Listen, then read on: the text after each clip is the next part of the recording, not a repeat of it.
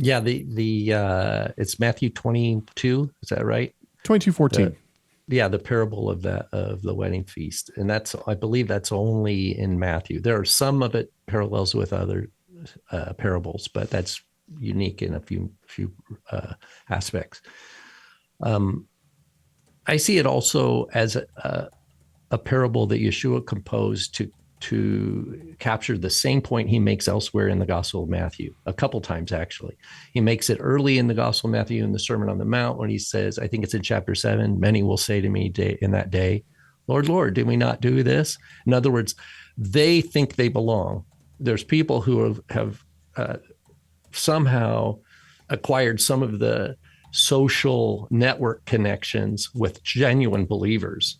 And they don't really have a heart for God, but they've benefited socially and culturally from the work that the believers are doing.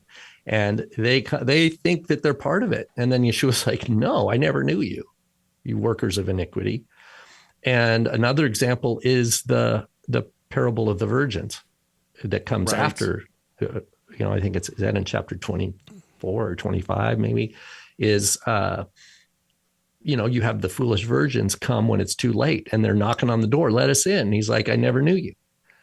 So we have to understand that the guy who's part of the celebration, but he's not wearing the garment, is of the same caliber as those others, that somehow they have their own concept is that they're connected. And in that connection, they feel that they themselves are somehow in good order, or they're in a good position, but it is of the flesh. It's not a regenerated heart. And that's why he doesn't belong. And the garment represents, we could say it represents being in Messiah legitimately, right? Being born from above, being righteous by what he has done. Not coming in and saying, oh, I'm righteous because I'm connected with others. And you get this in Messianic synagogues, you get this in Christian churches, the people who go and they benefit socially, they benefit from the networking. And then they benefit from, there's like a positive kind of vibe, right? Of goodness. And they get recharged from that in some regard.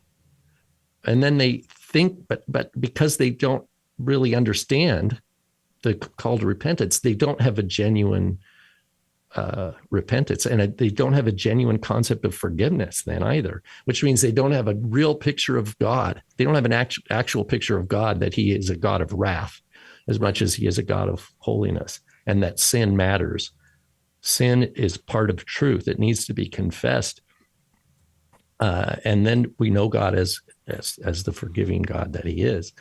But the people that are just benefiting socially from social Christianity or social Messianic Judaism or whatever, and they, I see this, people that keep the feasts and all this kind of stuff, and externally, but you have to wonder, some of the people are these who have a false concept. Right. Yeah, good they stuff. They haven't really been convicted of their depravity of their soul. And I think in some cases, those are the people that aren't going to imagine themselves as being subject to God, like that God would never just be, determine someone to go to hell. That's they have judgments about God. Right. God would never do that. That would be unjust. And kind of like this, back to this guy, whatever he was called, Pine Tree or whatever. Pine Creek. Pine Creek. Yeah. Oh, yeah. Like he's almost mocking the God of the Bible. Oh, absolutely. I think that's definitely. And it's almost like he's taking pleasure in mocking the God of the Bible. Of course he doesn't understand the God of the Bible. He's going with a blurry thumbnail sketch that he's getting some sort of street cred by poking at. Thank you so much for watching this video. Tell us your thoughts on this subject by leaving a comment in the comment section. Make sure you like, share, subscribe, and enable those notifications. And we'll see you in the next video.